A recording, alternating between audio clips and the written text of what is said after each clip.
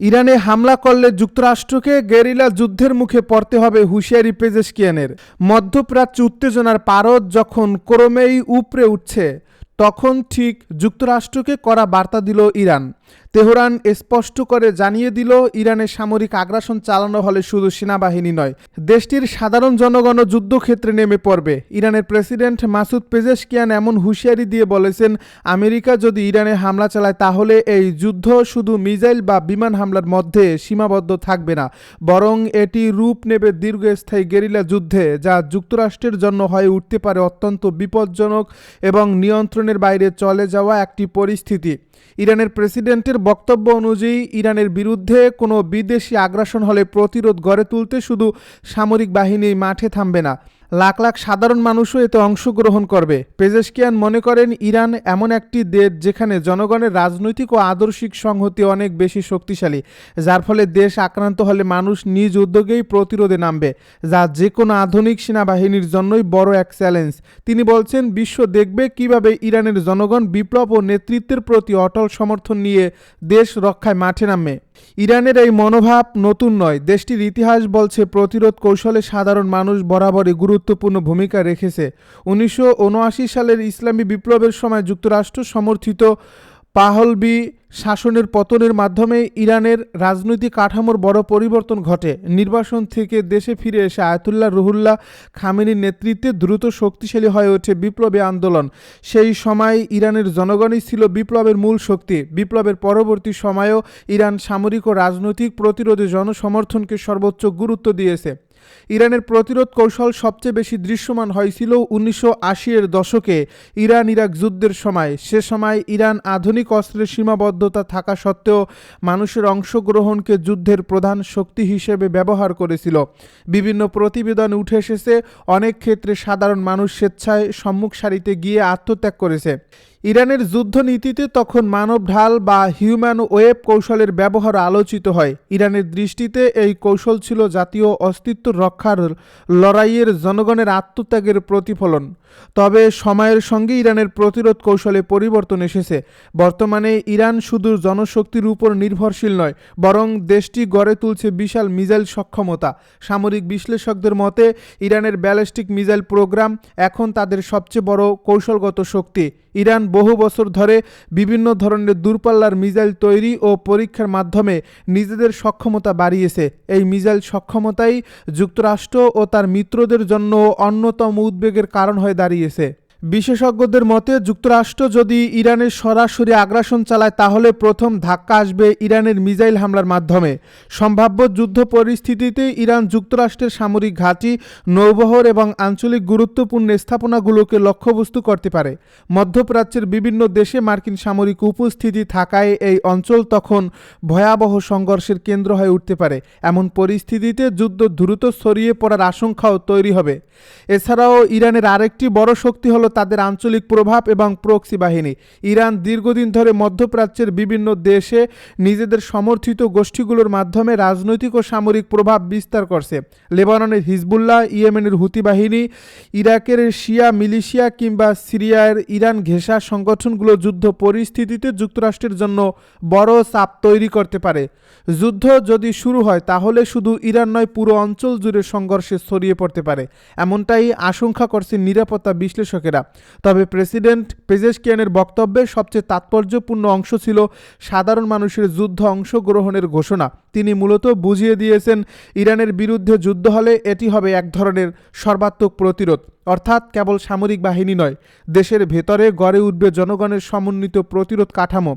ইরানের মতে, এমন পরিস্থিতিতে যুদ্ধ দীর্ঘস্থায়ী হবে এবং শত্রু বাহিনীকে প্রতিটি পদক্ষেপে ভয়াবহ বাধার মুখে পড়তে হবে।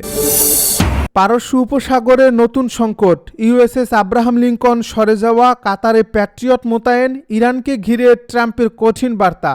মধ্যপ্রাচ্যে আবারও উত্তেজনার পারদ চড়ছে। পারস্য উপসাগর, হরমুজ প্রণালী, আরব সাগর এবং লোহিত সাগর ঘিরে যুক্তরাষ্ট্র ও ইরানের শক্তি প্রদর্শন যেন নতুন করে যুদ্ধের আশঙ্কা উস্কে দিচ্ছে। সম্প্রতি ইরানের নৌবাহিনীর পক্ষ থেকে দাবি করা হয়েছে, যুক্তরাষ্ট্রের বিমানবাহী রণতরী ইউএসএস আব্রাহাম লিঙ্কন পারস্য উপসাগর থেকে সরে গেছে। তেহরান তেহরানের ভাষ্য অনুযায়ী এই অঞ্চলে যুক্তরাষ্ট্রের কোনো বড় যুদ্ধজাহাজ প্রবেশই করেনি, বরং তারা দূরে অবস্থান করছে। যদিও মার্কিন পক্ষ এখনও আনুষ্ঠানিকভাবে এ বিষয়ে সরাসরি কোনো বক্তব্য দেয়নি, তবে পরিস্থিতি যে স্বাভাবিক নেই তা স্পষ্ট, কারণ একই সময়ে প্রেসিডেন্ট ডোনাল্ড ট্রাম্প আবারও ইরানকে কড়া হুঁশিয়ারি দিয়েছেন এবং মধ্যপ্রাচ্যে আরও সামরিক শক্তি পাঠানোর ইঙ্গিত দিয়েছেন। ইরানের নৌবাহিনীর একজন শীর্ষ কমান্ডার রিয়ার অ্যাডমিরাল শাহরাম ইরানি দাবি করেছেন পারস্য উপসাগরের গুরুত্বপূর্ণ অর্থনৈতিক জলপথ নিরাপদ রয়েছে এবং যুক্তরাষ্ট্রের রণতরীগুলো সেখানে ঢুকতেই পারেনি। তার বক্তব্যে বোঝানো হয়েছে ইরান নাকি এতটাই শক্ত অবস্থানে রয়েছে যে যুক্তরাষ্ট্র বাধ্য হয়ে নিজেদের অবস্থান বদলাতে শুরু করছে। ইরানের এই বক্তব্য আন্তর্জাতিক সংবাদ মাধ্যমগুলোতে ব্যাপক আলোচনার জন্ম দিয়েছে, কারণ ইউএসএস আব্রাহাম লিঙ্কন বিশ্বের অন্যতম শক্তিশালী বিমানবাহী রণতরী, যা শুধু যুদ্ধজাহাজ নয়, একটি ভাসমান সামরিক ঘাঁটির মতো কাজ করে। এমন একটি রণতরী কোনো অঞ্চলে প্রবেশ মানেই সেখানে যুদ্ধের সম্ভাবনা বেড়ে যাওয়া। তবে বাস্তব চিত্র কিছুটা ভিন্ন হতে পারে।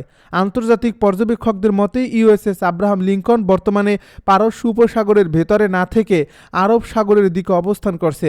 বিভিন্ন প্রতিবেদনে বলা হয়েছে এই রণতরীটি এমন একটি জায়গায় রয়েছে যেখানে দ্রুত প্রয়োজনে হরমুজ প্রণালী কিংবা উপসাগরীয় অঞ্চলে প্রবেশ করা সম্ভব।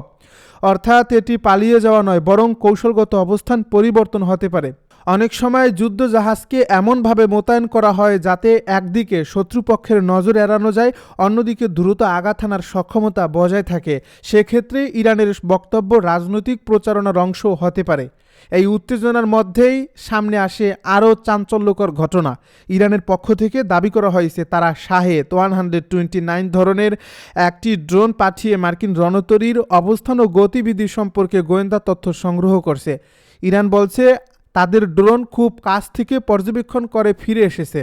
অন্যদিকে যুক্তরাষ্ট্রের সেন্ট্রাল কমান্ড দাবি করছে ওই ড্রোনটিকে হুমকি হিসেবে বিবেচনা করে তাদের F-35C যুদ্ধবিমান দিয়ে ভূপাতিত করা হয়েছে। অর্থাৎ উভয় পক্ষই নিজেদের শক্তি প্রদর্শন করছে এবং পরিস্থিতি ধীরে ধীরে আরও উত্তপ্ত হয়ে উঠছে। ইরানের পক্ষ থেকে অবশ্য বলা হয়েছে যেসব স্থাপনা ক্ষতিগ্রস্ত হয়নি সেখানে পরিদর্শনের অনুমতি দেওয়া হয়েছে, কিন্তু যেসব স্থাপনায় হামলা হয়েছে সেখানে এখনই পরিদর্শনের অনুমতি দেওয়া সম্ভব নয়। তেহরানের বক্তব্য, হামলার পর পরিস্থিতি বদলে গেছে এবং নতুন করে আইন ও প্রক্রিয়াগত কাঠামো ঠিক না করা পর্যন্ত সেখানে আন্তর্জাতিক পরিদর্শন চালানো যাবে না। অর্থাৎ ইরান দাবি করছেন নিরাপত্তা ঝুঁকি ও অভ্যন্তরীণ আইনি কাঠামোর কারণে তাদের নিয়ম পরিবর্তন করতে হয়েছে। এই অবস্থান আন্তর্জাতিক মহলে সন্দেহ বাড়াচ্ছে, কারণ পরিদর্শন সীমিত হলে প্রকৃত অবস্থা সম্পর্কে নিশ্চিত হওয়া কঠিন হয়ে পড়ে। ফলে ইরানের পারমাণবিক কার্যক্রম নিয়ে বিশ্ব রাজনীতিতে উদ্বেগ আরও বাড়ছে। এই প্রসঙ্গে ইরানের অভ্যন্তরীণ রাজনৈতিক সিদ্ধান্ত বড় ভূমিকা রাখছে। দেশটির সংসদে পাশ হওয়া এক আইনের অধীনে IAEA এর সঙ্গে সহযোগিতার চূড়ান্ত সিদ্ধান্ত নেওয়ার ক্ষমতা এখন সুপ্রিম ন্যাশনাল সিকিউরিটি কাউন্সিলের হাতে।